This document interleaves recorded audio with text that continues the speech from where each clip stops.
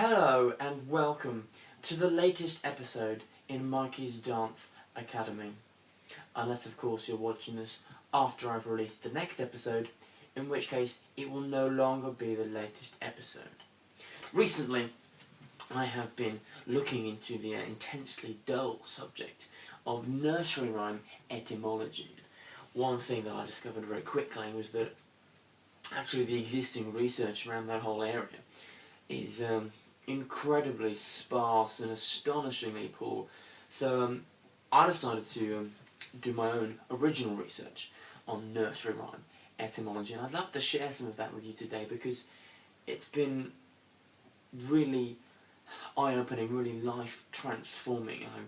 I've discovered who I am as a person through this, and I'd love to share some of that with you, so that we can delve a bit deeper together. We can dive into the ocean to find the hidden treasure. We can drill into the desert to discover the oil.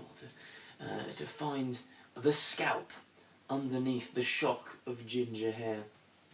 And one of my discoveries, one of my most shocking discoveries, is to do with the nursery rhyme, popular yet controversial nursery rhyme, Little Miss Muffet.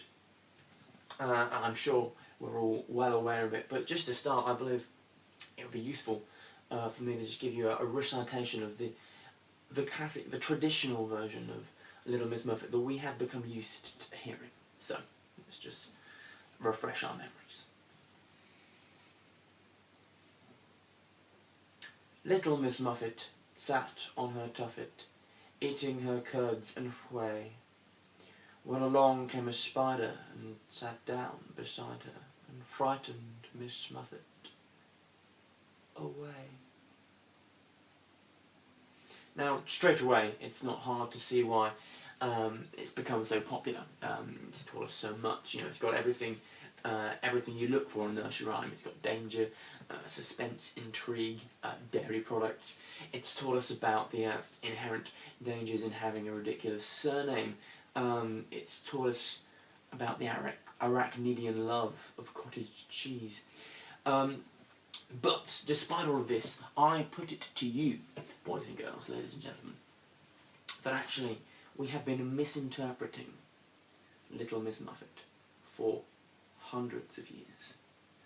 You see, the English language is a beautiful and terrifying mistress. And actually, it is designed primarily to be an oral language. It's designed to be passed on mouth to mouth, not through kissing, you understand, but through speaking. Oh, I guess that would be mouth to ear, technically. And so when we write pieces of art like Little Miss Muffet down, when we pass it on in the written format, we lose something of the subtle inflections of the spoken English language, and I believe that is why we have lost some of the original meaning that Freddie Mercury intended when he wrote Little Miss Muffet. And I could go into a lot of detail about the language, about how I've come up with my hypothesis on this particular matter. I could talk about the ancient Hebrew and Greek and Latin and Pig Latin and all of those. But I feel like actually the most effective way of doing it, the most impactful way of demonstrating what I have discovered is simply to perform to you what I believe is the original version of Little Miss Muffet as it was originally intended to be performed. So, without further ado, let us get on to that. So, what you are about to hear is the first historically accurate representation of Little Miss Muffet in over 700 years. Before I begin, I think it's important to note that the differences are quite subtle, so you've got to pay attention. You've got to be paying close attention to my inflection, to my words.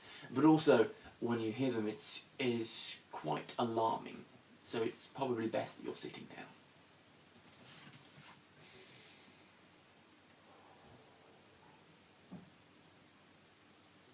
Little Miss Muffet sat on her tuffet, eating her curds, and way up jumped a spider and sat down beside her and frightened Miss Muffet away.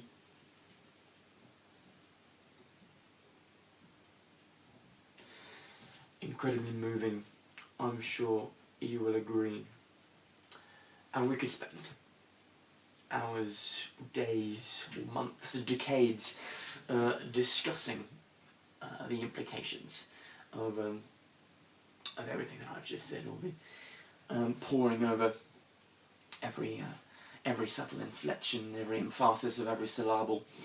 We could talk about the implications for life as we know it, for our culture and our society, for the future of Jeremy Clarkson. But actually, I feel like on this occasion, in this moment, it's more important to let the words just speak for themselves. So perhaps you would like now to just go to your quiet place, maybe spend a couple of hours in silence just to be still and soak in the depths of what you've just heard. So we're going to leave it there. Thank you for listening and watching. Unless, of course, you've not been watching, you've just been listening, your focus has been elsewhere other than the screen, in which case, thank you for listening. Or, if you've just been watching and the sound's been turned down, perhaps you have an issue with your laptop or you've not plugged in a cable correctly, in which case,